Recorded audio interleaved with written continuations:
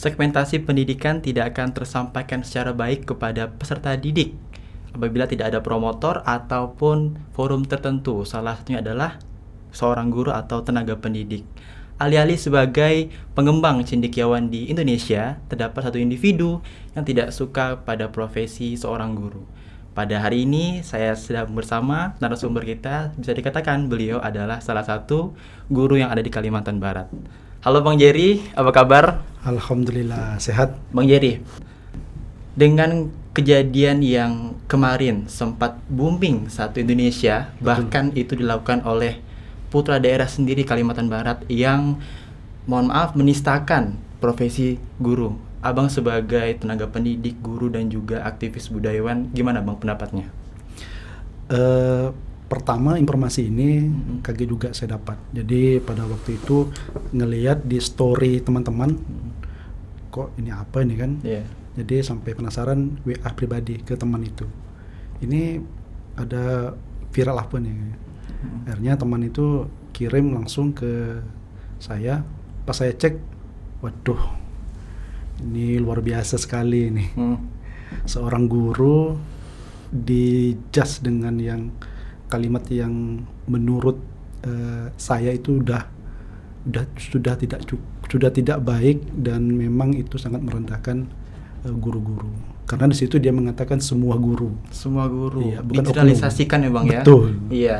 Itu jadi ya geram juga sih. Geram juga ya. Geram juga kalau bisa nih, kok berani benar nih anak nih kan. Iya. Apalagi memposting dengan pakaian seragam sekolah. Seragam sekolah. Iya. Iya. Kalau dilihat kan dia kan seperti anak SMA ya. Betul. Anak SMA. Dan orang-orang kira itu dia masih di bangku kelas 1, 2, 3, padahal sudah lulus. Iya. Dengar-dengar pun beliau itu sudah usia 22 ke atas. 22. Iya, betul. Kalau dilihat nih, tujuan beliau itu tuh Bang sebenarnya ingin mencari engagement kah, atau mungkin pernah terjadi satu kasus kepada beliau akhirnya dia membuat video klarifikasi yang hampir booming se-Indonesia itu? Kalau saya pribadi melihat sepertinya dua kategori itu juga ada. Yeah. Yang pertama mungkin ingin menaikkan engagement dia. Iya, betul, gitu kan. Sehingga memakai seragam sekolah yang betul. Banyak orang mengira itu dia masih sekolah, gitu. Padahal setelah ditelusuri ternyata sudah selesai, gitu. Ya kan, usia di betul tadi disampaikan oleh Bang Alek itu sekitar 22 tahun ke atas. Gitu. Kemudian terkait tadi apakah dia pernah ada unsur apa waktu di sekolah, mungkin yang disampaikan itu adalah pembulian. Iya, betul. Nah, awalnya juga kalau memang itu terjadi kepada si saudara ini, ya tentu harus dilaporkan secara cepat. Iya, betul. Benar atau tidaknya itu. Bukan langsung menginformasikan melalui konten atau segala macam begitu. Yeah, dan setelah diklarifikasi kemarin juga ternyata yang dilaporkan oleh sekolah tempat dia ini pernah mengenyam pendidikan ternyata tidak pernah. Gitu. Oh iya. Iya. Gitu. Jadi saya pikir mungkin ingin naikkan. Iya, engagement sendiri. Betul. Betul. Berarti kalau misalkan dilihat dari isi kontennya, ucapannya itu semua mohon maaf fitnah ya dari sekolahan yang diangkat-angkat itu. Betul. Kalau yang saya dapat informasi hasil laporan dari keluarga besar guru di sekolah itu memang mereka tidak pernah. Tidak pernah. Iya. Oh, iya. Apa yang disampaikan oleh si ini, si siswa tersebut itu. Oh ya, berarti Bang kalau misalkan itu fitnah, kalimat-kalimat apa sih sebenarnya yang menjadi tajam sekali akhirnya membuat semua guru itu sakit hati? Ada kalimat apa itu kemarin yang sangat-sangat tajam sekali? Karena dia menyampaikan semua guru ya, se-Indonesia. Se-Indonesia. Oke, baik. Kalimat semua itu kan betul. luas general ya. Iya, betul. Jadi bukan oknum yang disebut. Iya, betul. Personality bukannya. Betul. Iya. Jadi semua guru, sehingga guru-guru yang tidak kenal dengan si Iki ini pun akhirnya jadi geram juga. Gitu. Iya. Karena gini ya, merasa saya tidak melakukan, kenapa saya dikatakan sama seperti yang melakukan seperti itu ya. Betul. Nah, itu yang buat sebenarnya geram semua guru. Iya. Nah, kalau dilihat ada beberapa ini Bang, beberapa aliansi yang tergabung bersama-sama untuk melaporkan beliau, bukan hanya PGRI. Apa saja kemarin ya? Kalau yang saya lihat itu selain PGRI, juga ada beberapa warga atau tokoh masyarakat. Tokoh masyarakat ya. Juga sempat kemarin kan juga lihat Bang Kamil Onte. Oh iya, salah satu konten kreator di Kalimantan Barat, betul. Iya, betul. Gitu. Jadi sempat melaporkan ke Polda dengan harapan semoga kasus ini cepat diselesaikan, begitu. Ya. Kemarin kan kalau dilihat kan teman-teman dari mahasiswa, guru juga merasa kayak ya Allah, profesi kita kok dibilang seperti ini, padahal kita juga sedang belajar nih untuk mengambil profesi seorang guru, kayak gitu kan. Nah, kalau dari Bang Jerry sendiri ini, tanggapannya bagaimana sih supaya kita itu menetralkan pikiran kita supaya tidak terpancing lagi untuk emosian? Kalau dari saya pertama yang tadi jika ada kan juga ada respon dari mahasiswa kan, yang mengambil jurusan pendidikan. Saya rasa dikembalikan lagi dengan hati kita, bahwa tidak semua guru yang disampaikan oleh si Iki ini seperti itu gitu. Jadi kembalikan lagi dengan hati kita. Kalau memang kita mengambil langkah minat kita itu sebagai guru, maka tanamkan dulu dengan hati ikhlas. Maka kalau sudah itu ditanamkan, ya insya Allah gitu. Jadi apapun yang kita lakukan, apa kata orang, jangan diinikan, selama itu benar ya kita lanjut itu. Bang, kalau misalkan dari teman abang sendiri, dari tempat teman abang mengajar, gimana Bang respon teman-teman abang? Kalau dalam bahasa Melayu, geramnyo gitu-gitu kan, bahasa Melayu Pontianak yang geramnyo ini budaknya gitu ya. Betul, asli. Apalagi bukan hanya teman-teman di yang satu profesi yang pernah mengajar, juga teman-teman di media sosial juga berkomentar itu udah luar biasa juga geramnya dengan si anak ini, gitu. Kalau kita lihat secara personality, kepribadian beliau ini itu ada sedikit, mohon maaf, ada gangguan psikologis tidak Bang? Karena sangat-sangat power sekali untuk mengungkapkan isi hatinya, akhirnya keluar gitu kalimat-kalimat yang tidak baik kalau dilihat secara psikolog. Kalau dilihat secara psikolog, karena saya juga pribadi bukan mendalami psikolog seorang guru lah, gitu ya, pendekatan kepada guru pada mahasiswa, siswanya gitu ya. Nah kan kalau dilihat saat ini kan untuk media-media konten itu kan kadang lupa dengan diri sebenarnya. Yang sebenarnya ndak boleh jadi supaya konten ini naik, followernya ini ya sebisa mungkin tanpa memikirkan ini baik atau tidak gitu. Apalagi kalau di TikTok itu yang saya lihat itu kan anehnya yang komentar-komentar untuk si Iki ini malah yang positif malah langsung di-banned. Oh gitu? Iya. Oh, berarti mau welcome kan teman-teman yang satu arahan pikiran dengan si beliau ini? Iya. Oh gitu. Itu yang sempat aneh juga. Itu aneh juga nih. Iya. Nah, dan kalau dilihat Bang, mayoritas dan minoritas kebanyakan pengikutnya itu apa? Anak-anak. Anak-anak. Berarti cukup rentan ya Bang ya? Betul. Bahaya juga sih, terdoktrin ya Bang? Betul. Oke. Kalau misalkan di sekolahan, Abang gimana ini cara nerapin supaya anak-anak jangan terlalu mengikuti beberapa kalimat-kalimat dari video ini karena berbahaya seperti itu? Gimana penerapan teman-teman juga di sekolahan kepada siswa-siswanya? Penerapan kepada siswa tentu tetap kita sampaikan bahwa kalau ingin membuat suatu konten silahkan. Apalagi ini kan zaman sekarang ini kan media udah luar biasa, serba canggih, gitu. Tapi bagaimana bijak dalam bermedia sosial, begitu. Kalau ingin membuat konten, buatlah yang berupa prestasi. Banyak yang bisa diberikan, banyak yang bisa dimunculkan, tidak dengan konten-konten yang negatif. Iya betul. Sebenarnya kalau kita sebagai putra daerah, bagaimana untuk mengangkat diri dan juga kearifan lokal, ya cobalah angkat apa yang ada di daerah kita. Gitu kan, bukan hanya personality aja.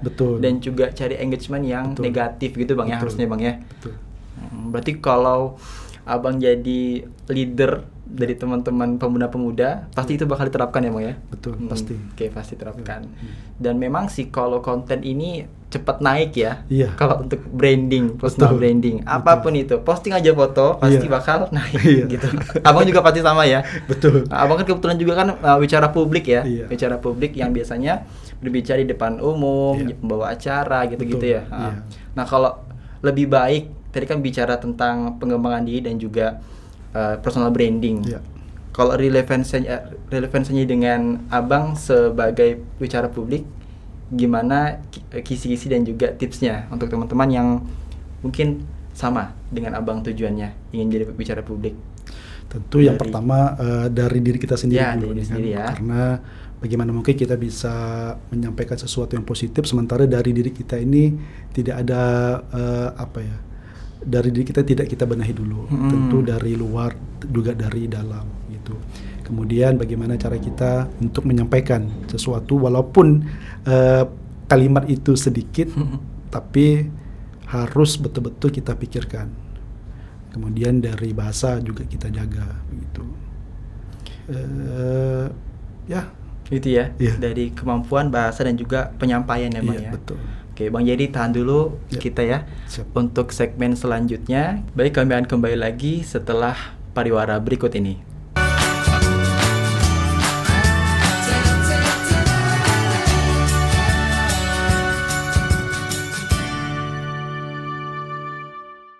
Bang, Ya. tadi kita sudah banyak bicara di segmen pertama tentang beliau, tujuan beliau apa sih sebenarnya buat konten sampai ke profesi guru.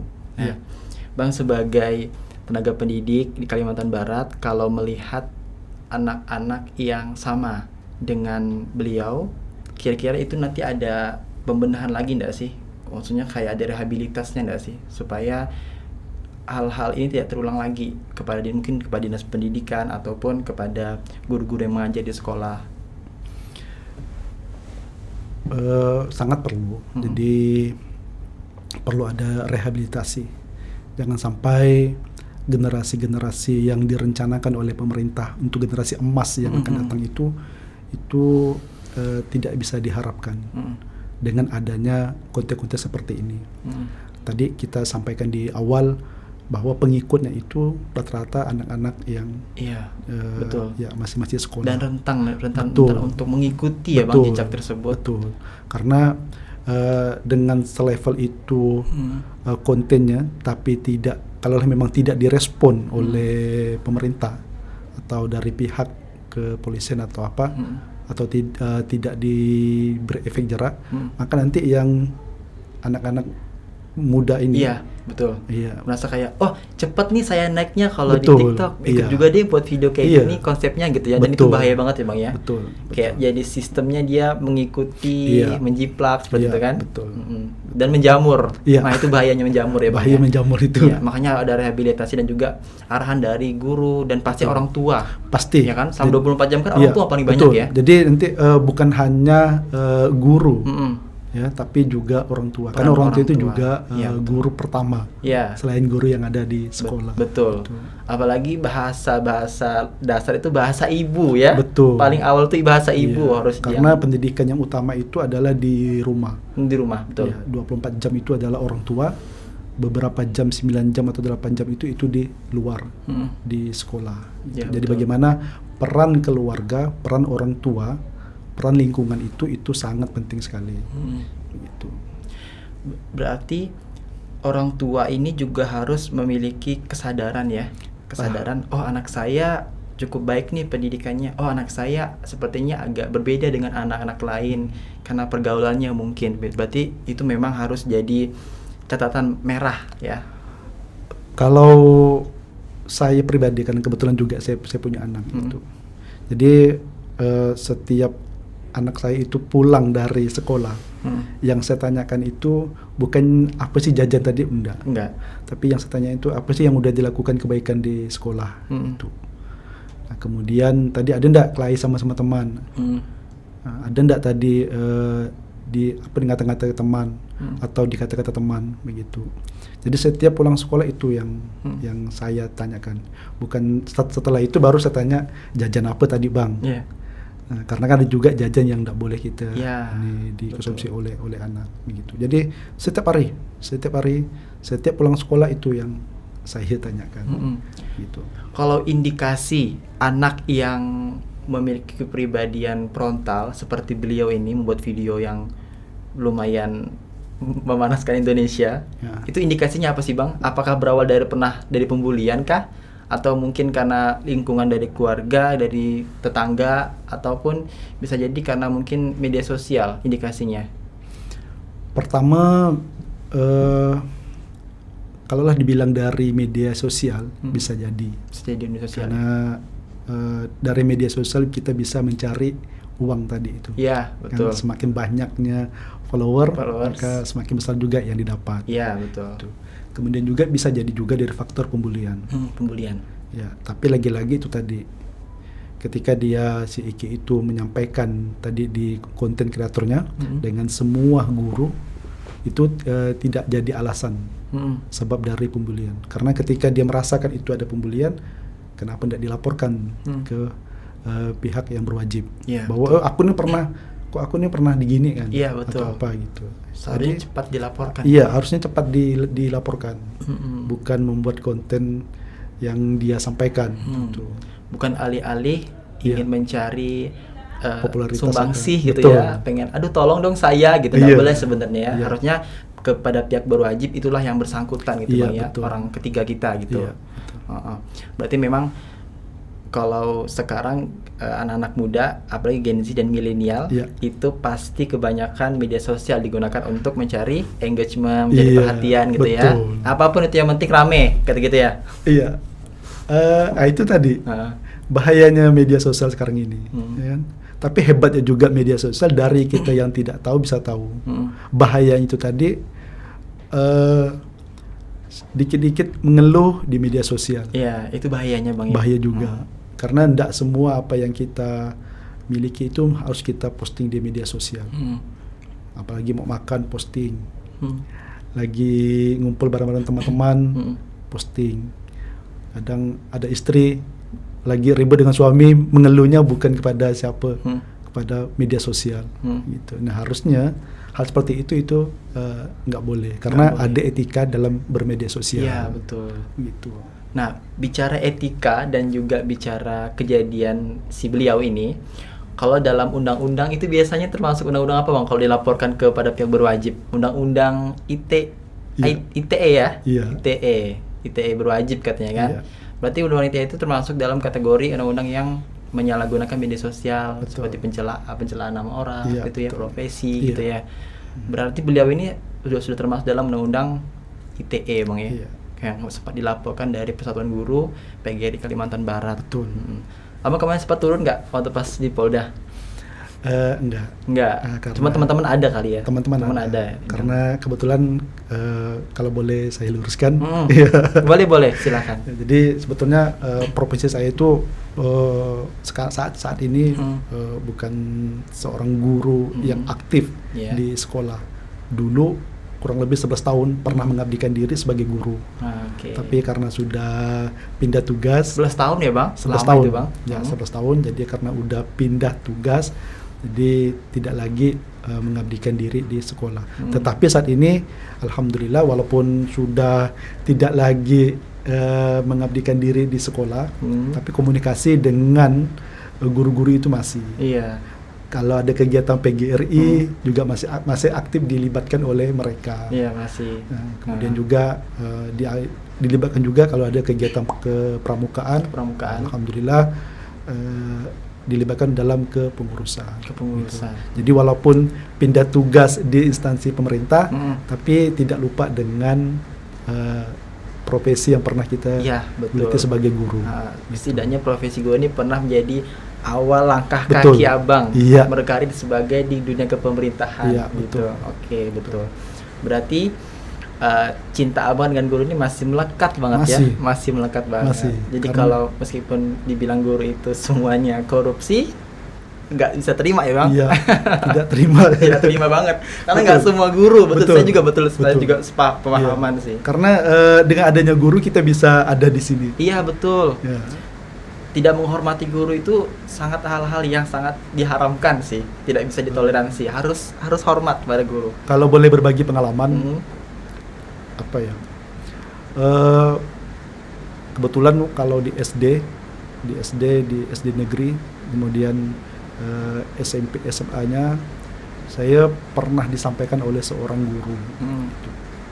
Kebetulan ini guru favorit saya juga. Hmm. Beliau sampaikan kepada saya, Jer, kalau kepingin sukses, kepingin berhasil, Hmm. bukan hanya dari EQ, tapi dari banyak sisi yang bisa membuat kita sukses. Hmm. Saya bilang, apa tuh Pak? Selama sekolah, Hmm. jangan pernah duduk di kursi guru. Ya, saya merinding dengar itu sih. Betul banget Pak. Saya yakin itu. Nah, jangan pernah duduk di kursi guru. Hmm. Jangan juga pernah gedor-gedor di meja guru. Ya, sakral ya. Sakral. Kemudian setiap membawa buku, Hmm. jangan pernah buku itu dipegang dengan pegangan seperti kita megang koran atau megang handphone. Ya. Tapi bagaimana megang buku itu dipegang, letakkan di dada. Oke. Gitu. Nah, enggak tahu, mungkin karena waktu itu masih usia SMP, SMP. ngikut Hmm. apa disampaikan Terbawa dulu, ya, Bang, terbawa waktu itu. Terbawa, akhirnya sampailah saat ini ketika duduk kuliah juga, Hmm. saya belum pernah dan tidak berani duduk kursi yang pernah guru tempati. Misalnya di kursi guru, di kursi dosen, Hmm. saya tidak berani begitu. Iya. Karena kayak ada bahasa kualat gitu. Ya, Takutnya betul, tidak Pak. berkah. Betul. Nah, karena kita tidak tahu nih dari keberkahan yang mana nih yang kita dapat nih. Hmm. Gitu. Karena saya merasa secara EQ dengan teman-teman satu kelas itu saya merasa agak kurang Iya. gitu. Jadi saya pikir saya kepingin jadi orang sukses gitu kan. Kalau dengan EQ mungkin agak gimana, karena kita menyadari juga kan dengan keterbatasan ini, tapi ya mungkin dari apa ya, dari yang dinasihati oleh guru, jangan duduk kursi guru, Yeah. jangan ngempas meja guru, kemudian di depan guru harus hormat kan, kemudian buku atau apa, kalau ada jumpa buku yang terjatuh di lantai, Yeah. pesan guru itu cepat diambil, diambil. walaupun itu pengetahuan umum Hmm. gitu. Jadi silakan, karena tidak semudah itu orang membuat materi itu Iya. menjadi sebuah buku, Betul. karena kita tidak tahu dari mana keberkahan itu datang. Hmm. Nah, itu terus yang saya lakukan. Iya. Nah, alhamdulillah mungkin dengan hal seperti itu, tidak tahu keberkah yang mana yang saya dapat. Iya, betul. Alhamdulillah sampai saat ini itu yang saya rasakan. Ada lagi Bang, supaya teman-teman di rumah, orang tua di rumah bisa, oh iya boleh nih saya terapkan ke anak saya kayak gitu. Mungkin cara regulasi Abang untuk mendidik anak Abang di rumah gitu. Kalau untuk orang tua, Hmm. karena juga saya sudah menjadi orang tua, itu juga yang saya terapkan kepada anak-anak. Hmm. Orang tua jangan terlalu menuntut anak untuk prestasinya luar biasa. Oke, jangan perfeksionis ya. Betul. Itu bahaya juga ya Bang. Bahaya. Sampai ini harus dapat nilai ini nih, Hmm. harus nih. Itu juga enggak boleh. Nggak baik. Karena apa ya? Anak itu kan ada lebih dari pengetahuan, dari keterampilan, Hmm. itu juga ada. Hmm.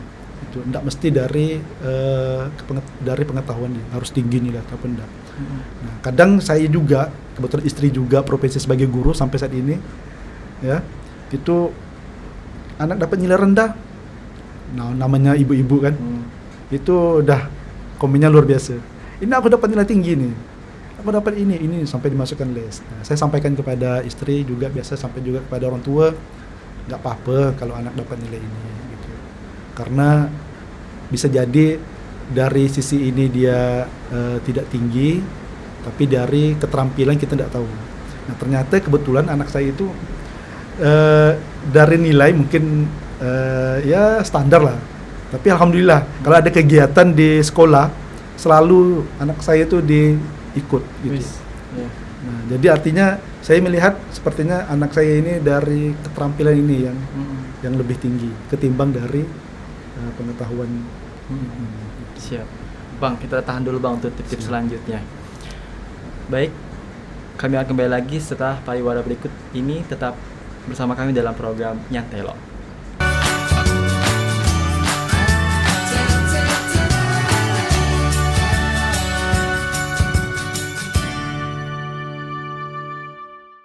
Bang, Ya. tadi sudah dibagi-bagi tips-tipsnya di segmen sebelumnya ya. Tipsnya bagaimana supaya anak kita di rumah itu terbiasa dengan pola pikir yang baik dan juga sistematis pastinya di sekolah dan juga di rumah.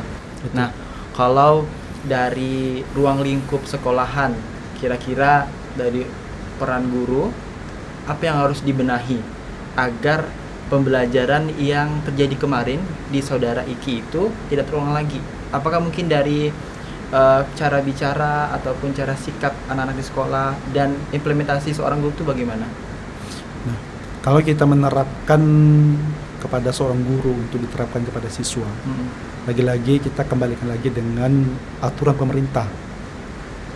Karena kita mengetahui bahwa saat ini guru itu dituntut administrasi yang luar biasa.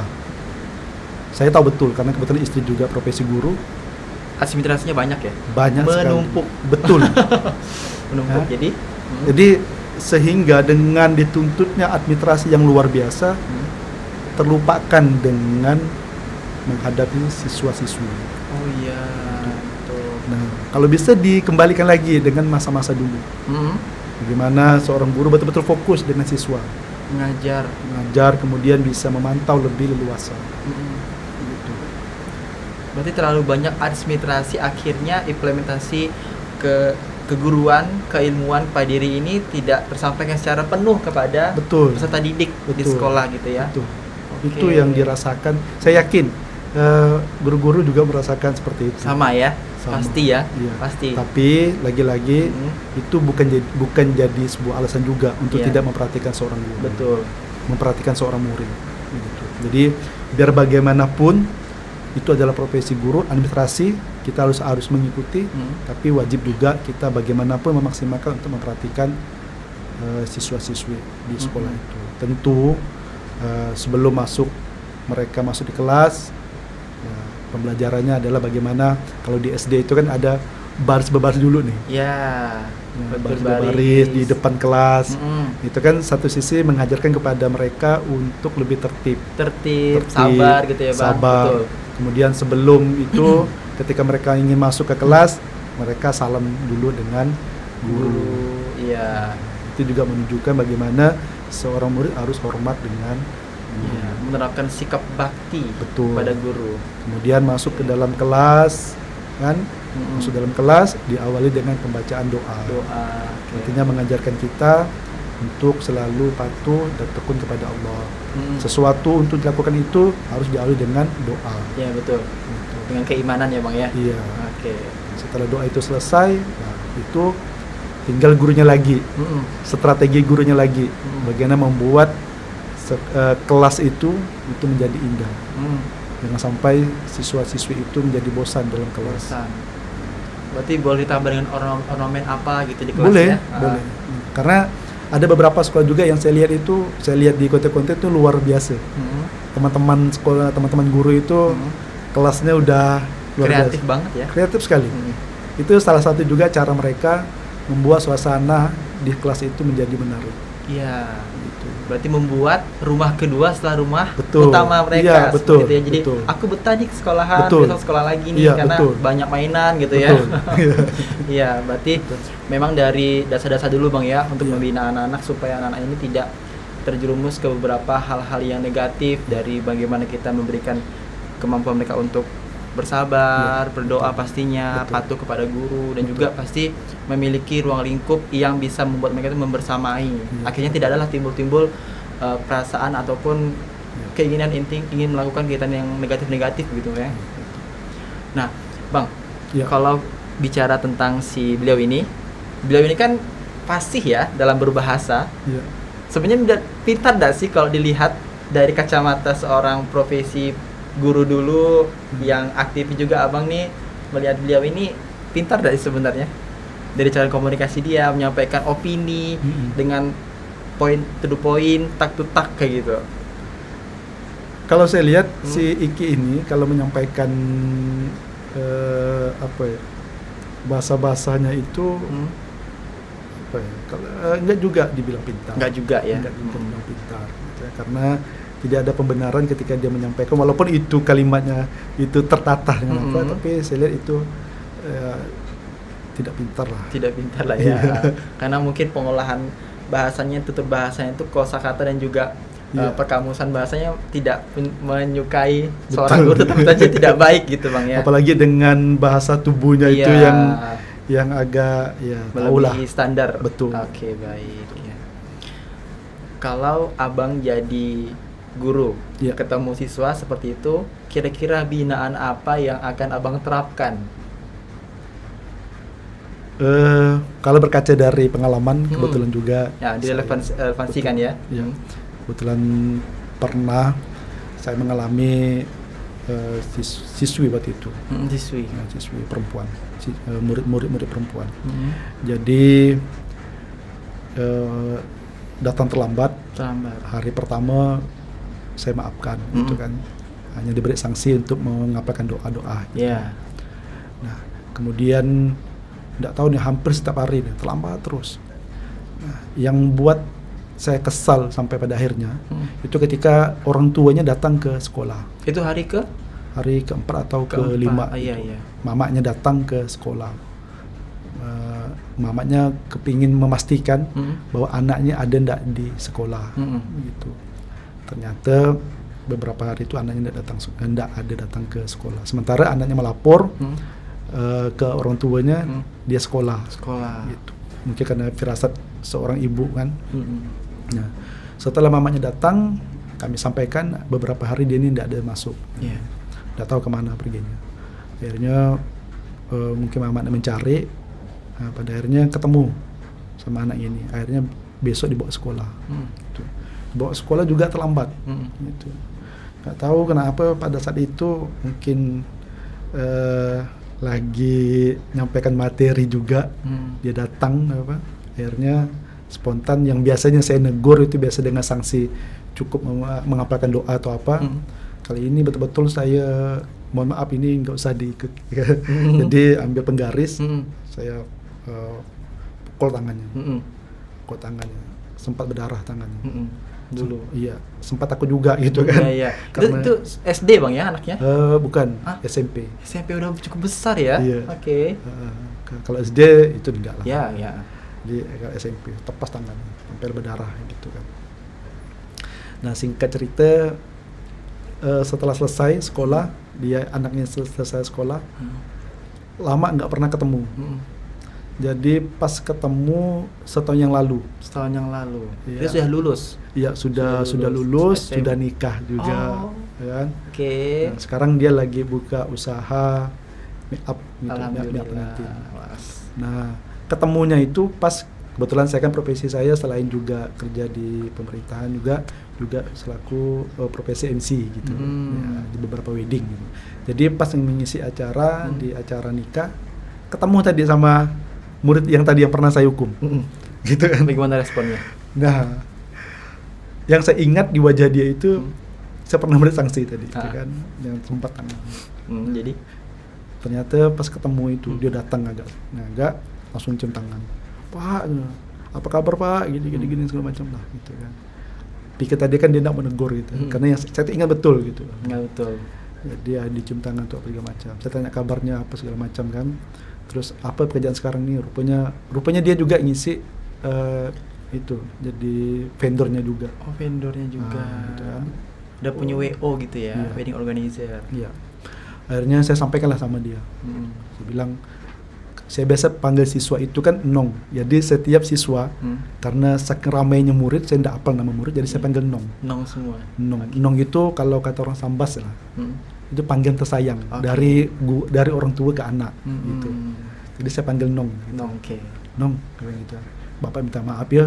Minta maaf Pak aja. Bapak, kamu ingat nggak Bapak pernah nyempat kamu pakai penggaris?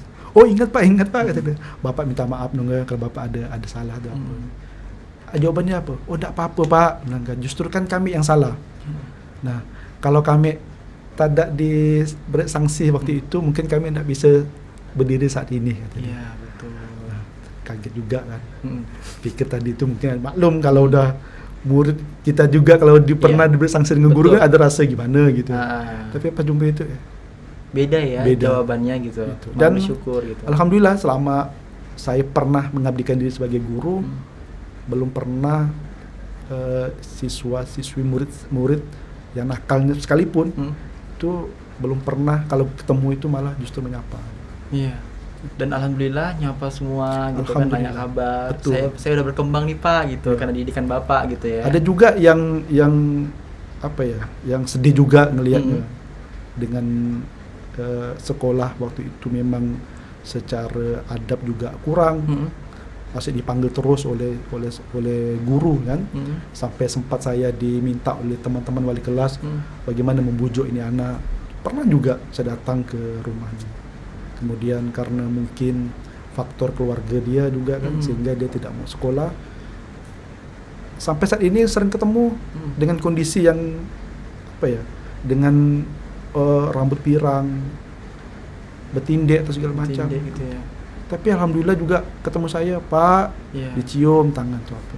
Iya, betul. Nah, saya bilang, Nong, enggak apa-apa lah rambut pirang, saya bilang gitu. Saya suruh hitam dan juga enggak mau. Besar luas badannya, tak apa. Iya. Yang penting jangan sampai ngambil barang orang yang bukan milik kita. Betul. Nah, mau ngembon dengan teman-teman pun boleh. Tapi ingat jangan sampai melebur sebenarnya gitu. Dengan siapapun berteman boleh. Betul. Dengan sekalipun itu penjahat ya. Silakan boleh. Tapi jangan sampai kita melebur. Iya. Tapi alangkah baiknya, idealnya berteman dengan orang penjual minyak wangi, maka tempiasnya pun juga akan wangi. Betul. Baik Bang, tahan dulu. Siap. Tetap bersama kami dalam program Nyantai Lo.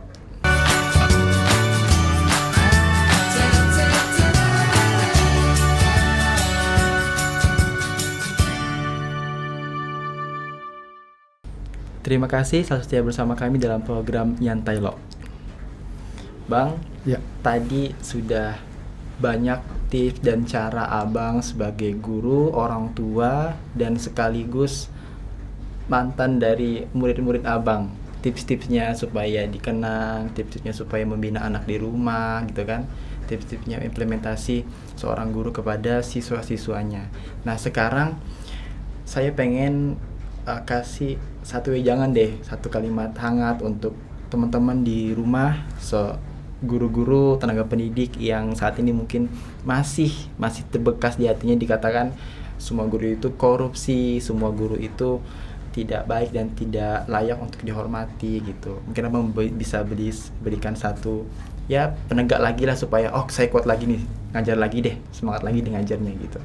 Karena kan pasti patah ya hatinya kan, dikatakan semua guru tuh nggak baik gitu kan. Iya, betul. Untuk teman-teman ya yang sebagai profesi guru, pesan dari saya, guru itu adalah pahlawan tanpa tanda jasa. Lakukan yang terbaik karena guru lah yang menjadi masa depan untuk generasi-generasi selanjutnya. Saya, kemudian Bang Alek bisa duduk di sini juga berkat dari seorang guru. Bagaimana mungkin kami bisa menjadi seseorang kalau tanpa ada seorang guru. Kemudian ingat dalam suatu pesan Rasulullah bahwa ketika ruh kita ini terpisah dari jasad, semua terputus. Tetapi ada 3 yang melekat masih dalam diri kita. 3 amalan yang masih melekat dalam diri kita itu, yaitu amal jariah, kemudian ilmu yang bermanfaat, dan doa dari anak yang soleh. Profesi guru bagian dari amal jariah, selalu tidak terputus apa yang sudah diberikan. Berbeda dengan harta kalau uang 5.000 diberikan kepada Bang Alek, misalnya saya punya uang 5.000, beri Bang Alek 2.500, sisanya berapa Bang Alek? Sisanya 4.000. Duit 5.000, saya beri Bang Alek 2.500. 2.500, sisanya 2,5 juga. Artinya berkurang kan? Iya. Harta, Dibagi 2 ya. Iya. Okay. Tapi kalau ilmu, saya mentransfer ilmu ini. Misalnya materi tentang doa. saya berikan ke Bang Alek lalu hafal, diterapkan. Ya. Doa Bang Alek sudah dapat, dengan saya pun juga tidak hilang ilmu itu mengalir terus. Mengalir terus ya. Ya, jadi amal jariah. Kemudian ilmu yang bermanfaat. Ketika seorang guru mentransfer ilmu kepada siswa-siswinya dan siswa-siswinya itu memanfaatkannya dengan sebaik mungkin, menjadi manfaat, maka guru itu juga amalnya menjadi terus menerus, tidak terputus gitu. Jadi 3 amalan yang tidak terputus ketika roh kita sudah terpisah dari jasad. Ketika kita sudah meninggal itu semuanya lepas, kecuali 3 amalan tadi itu, amal jariah, ilmu yang bermanfaat, dan doa dari anak yang soleh. Profesi guru itu amal jariah gitu. Jadi sampai kalaupun kita sudah meninggal, seorang guru, murid nanti melakukan sesuatu yang baik, maka amal itu akan mengalir terus. Tidak hanya didapatkan oleh guru dari murid, tapi juga dari seorang guru walaupun sudah meninggal.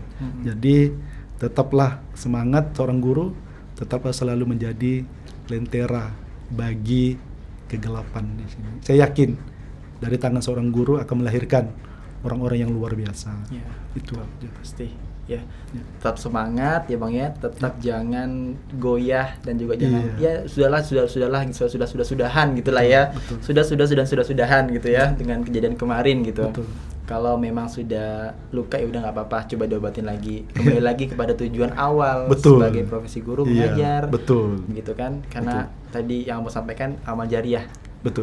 Yakin aja selain rezeki kita juga punya rezeki mengalir pastinya begitu Bang. Pasti. Nah, dari tadi kita kan sudah banyak bicara tentang profesi guru dan juga beliau ya. Nah, kalau dari pandangan Abang sebagai orang tua, menjadi guru itu kan adalah profesi yang sangat menantang ya. Karena sebelum kita mengajar, kita harus paham dulu gitu.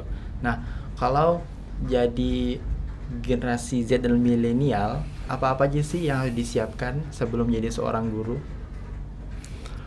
Pertama, kita harus tahu dulu materi yang ingin disampaikan. Kalau untuk sekolah dasar, tentu bagaimana kita membuat strategi pembelajaran itu dari yang tidak menarik menjadi menarik.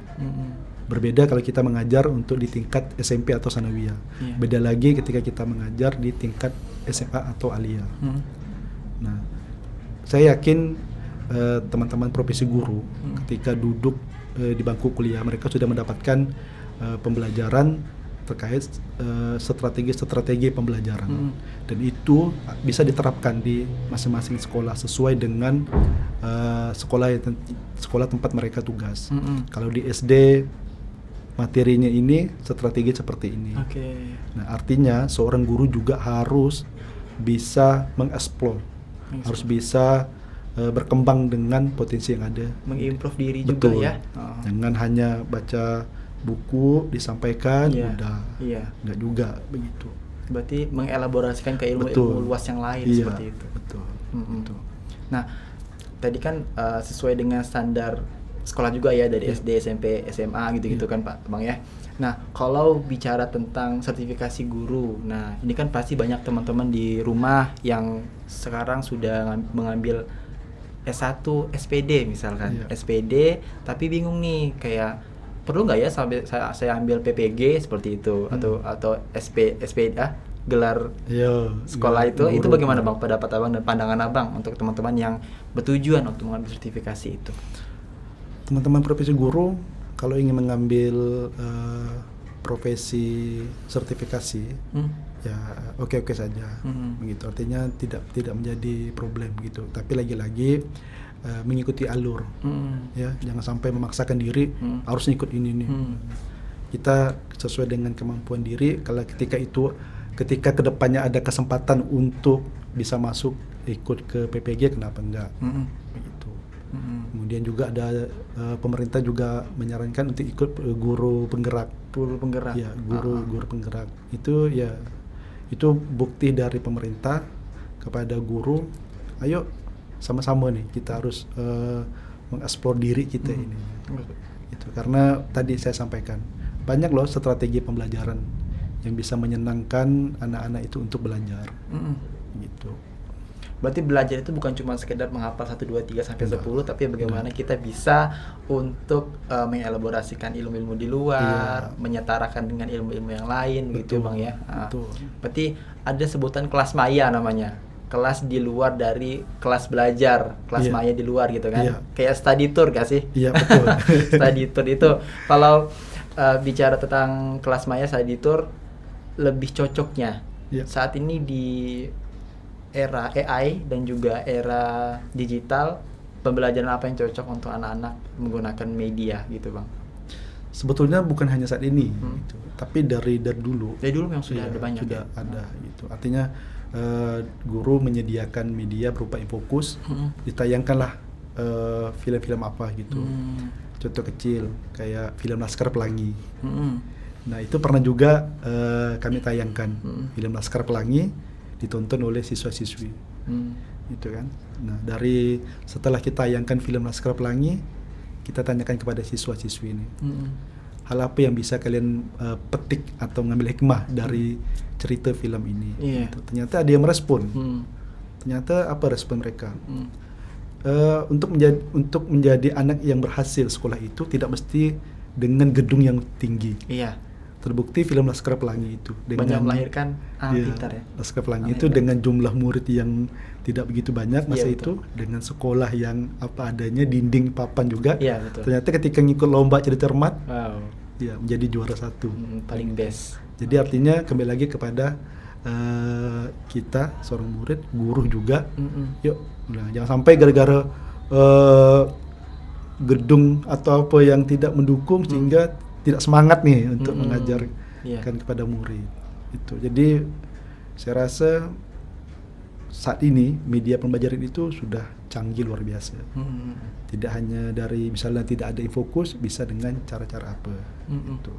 Abang boleh sampaikan nih pesan-pesan kepada anak-anak di luar, terutama dari teman-teman Gen Z dan milenial, terus kepada orang tua, kepada guru-guru, bagaimana caranya mengelaborasikan supaya kepribadian anak-anak ini tidak terseret dengan hal-hal yang sudah berlalu kemarin. Salah satunya si beliau ini membuat konten yang sangat krusial se-Indonesia. Saya ingin sampaikan kembali kepada seluruh guru yang ada di Indonesia, tetaplah selalu menjadi yang terbaik, berikan sesuatu yang terbaik kepada generasi-generasi emas. Saya yakin di tangan seorang guru akan melahirkan orang-orang yang berguna. Kami di sini bisa duduk di sini tanpa ada tangan seorang guru, mungkin kami tidak ada apa-apa juga. Kemudian pesan juga untuk kedua orang tua, tetaplah selalu mendukung guru, kemudian tetap juga selalu memantau kepada anak-anaknya. Ketika anak-anak main handphone, sebisa mungkin handphonenya dicek juga apa sih yang udah dimainkan oleh anak-anaknya gitu. Ketika anak-anak ada bermasalah di sekolah, dipanggil guru, monggo harus datang gitu. Artinya apa? Kerjasama dari pihak sekolah dengan guru itu harus. Karena pembelajaran seorang anak itu di rumah itu yang lebih penting. Guru hanya menambah gitu. Karena 24 jam itu orang tua, 8-9 jam itu di sekolah. Kemudian jangan sampai dikit-dikit salah anak guru, dikit-dikit guru yang disalahkan. Ya, jadi kembalikan lagi dengan kita selaku orang tua. Kemudian anak-anak, generasi-generasi, guru sekalian, bijaklah dalam berkonten.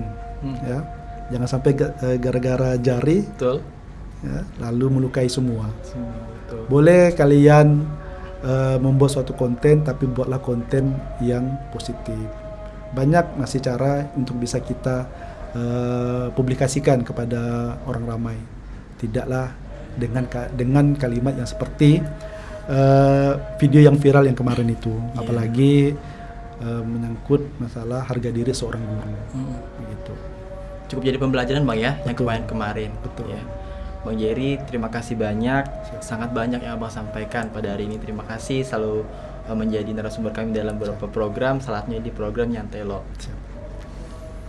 Pemirsa, terjadinya suatu kasus tersebut menjadi pembelajaran untuk kita semua bahwasanya bermedia sosial bijaklah dan cakaplah dalam menyampaikan suatu informasi.